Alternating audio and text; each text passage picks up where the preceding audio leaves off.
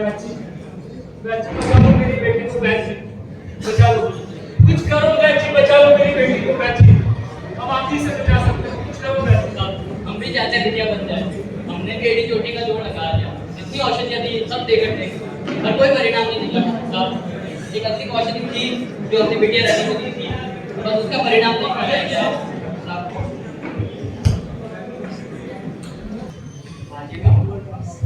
अंतिम औषधि का परिणाम भी बिल्कुल गायब साहब। ऐसा नहीं है बच्ची, ऐसा नहीं, मेरी दोस्त भगवान का भूल होते हैं, आपने तो ना जाने कितने गांव वालों की जान बचाई है बच्ची, मेरी बेटी की जान बचानी चाहिए ठाकुर साहब, ऐसा नहीं है बच्ची, कोई तो उपाय होगा।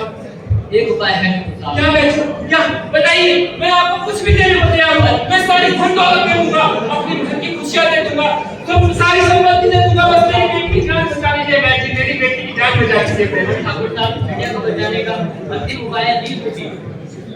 क्या जी ठाकुर साहब, इनके साथ क्या देखा आपने, मैं कहा था किसी इतना लालच ठीक नहीं, अब कहां से लाएंगे आप अपनी स्कूटी? मैंने कहा था कि प्रकृति के साथ मत खेलिए, देखा आज कैसे प्रकृति हमसे बदला ले रही है, आज हमारी बेटी मौत के मुंह में जाने वाली है, और इसकी वजह सिर्फ और सिर्फ आप हैं, आप। मुझे को कौन डाल सकता है ठाकुर साहब?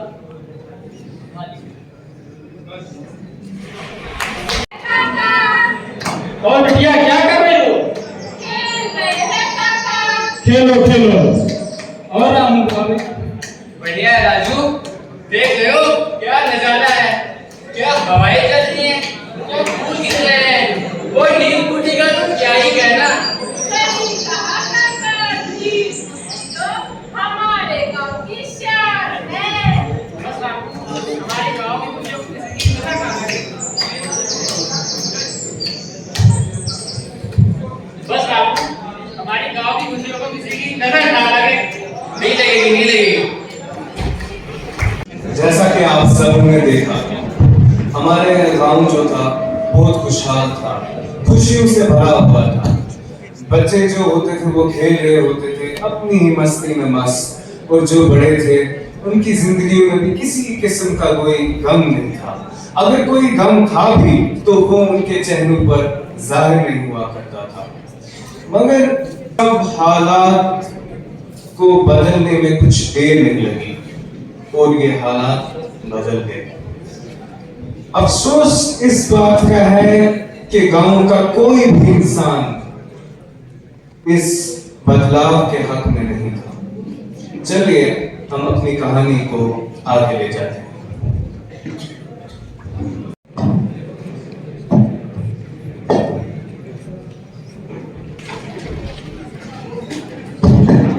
नमस्कार ठाकुर साहब, नमस्कार। नमस्कार नमस्कार सिंह साहब, आइए आइए, कैसे आना हुआ? इधर से गुजर रहा था, सोचा आपसे दर्शन करके चलूं। बैठिए बैठिए, शुक्रिया। चाय पीजिए ठाकुर साहब। शुक्रिया शुक्रिया।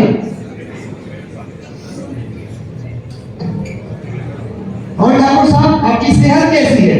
भगवान की दया से बिल्कुल ठीक हूँ सिंह साहब, अपनी कहिए। मैं भी ठीक हूँ। और ठाकुर साहब, गीता बिटिया कैसी है? गीता बिटिया भी बहुत बढ़िया है।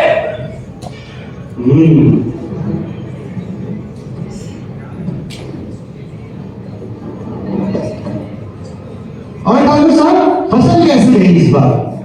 फसल अब क्या ही बताऊं आपको सिंह साहब, पूरे 4 लाख का मुनाफा हुआ है, 4 लाख का। 4 लाख। और क्या हो जो ये 4 लाख करोड़ों में बदल जाए?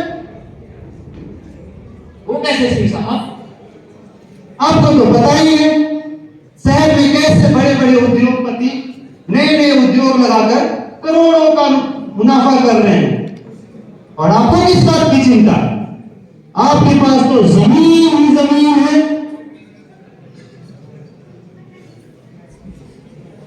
और वो नहर के पेड़ वाली जमीन, उनका क्या काम? वो तो ऐसे ही पड़ी हुई है।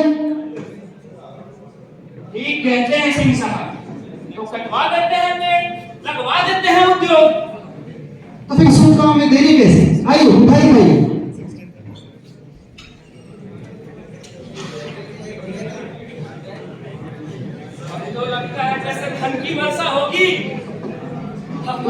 कुछ हस्ताक्षर साइन कर दीजिए।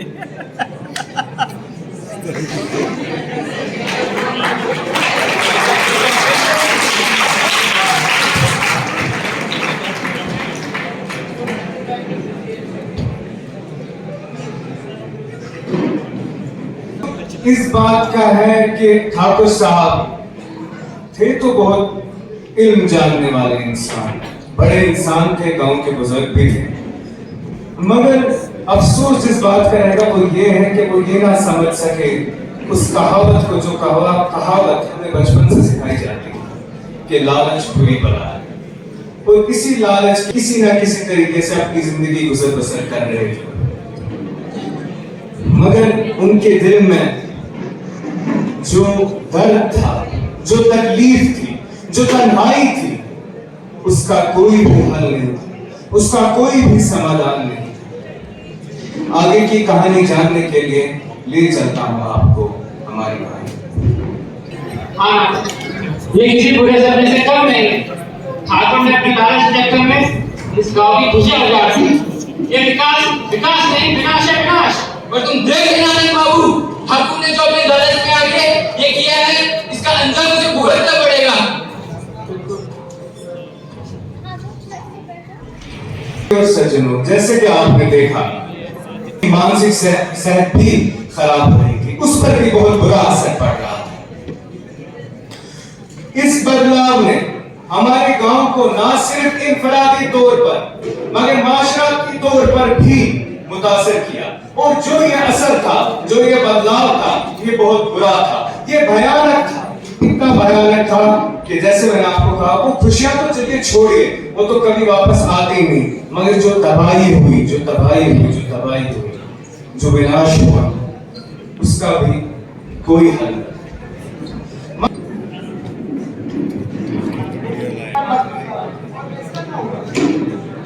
एक दुविधा लेके आया हूं सिंह साहब।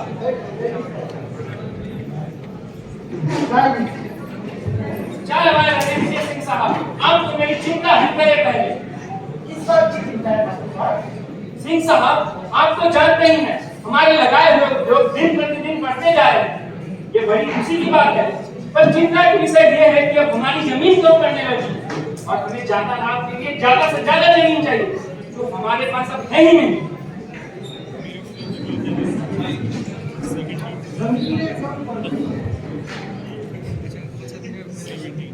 जमीनें कम पड़ रही हैं। वो तालाब के पीछे वाली जमीन, उनका क्या काम? वो जंगल नहीं सिंह साहब, वो जंगल हम नहीं कटवा सकते। उस जंगल में तो हमारी गांव की शान नील बूटी होती है, और हमारे बुजुर्गों का कहना है कि नील बूटी हमारे गांव के लिए वरदान है। हम उसे नहीं कटवा सकते सिंह साहब। अरे छोड़िए बुजुर्गों की बातें सिंह ठाकुर साहब, असली धन तो ये हरे भरे नोट हैं। आप इन्हें देखिए। ठीक ही कहते हैं सिंह साहब, अब भला लक्ष्मी से बढ़कर क्या ही है इस दुनिया में।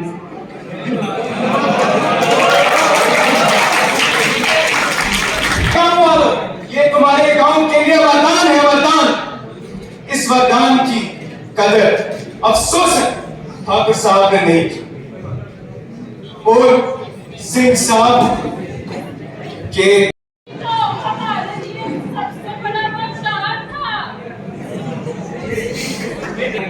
वो मैंने अपनी जंगल वाली ने बेच दी।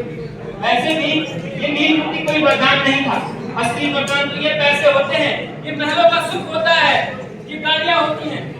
समझ में आया? ठाकुर साहब, क्षमा चाहती हूँ, परंतु ये सही नहीं। आप ये प्रकृति के साथ गलत कर रहे हैं, इसका अंजाम सही नहीं होगा। राइट, हमारे बीच में ना बोलो। चलो बेटा।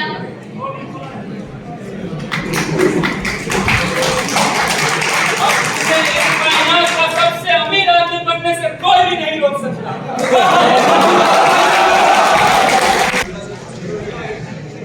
देखा बाबू, मैंने कहा था ये विकास नहीं, विनाश है, विनाश।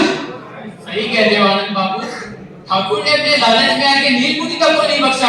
अरे गौरव नहीं आया, लेकिन रामू तुम देखना खेल खेला है ना, उसे उसका अंजाम भुगतना ही पड़ेगा, भुगतना ही पड़ेगा। बिल्कुल सही कह रहे हैं।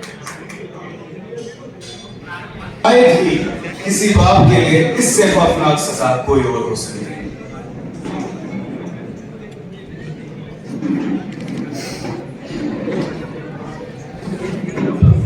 के बाद काफी ढूंढने के बाद मिली थी, मगर तब तक शायद बहुत देर हो चुकी।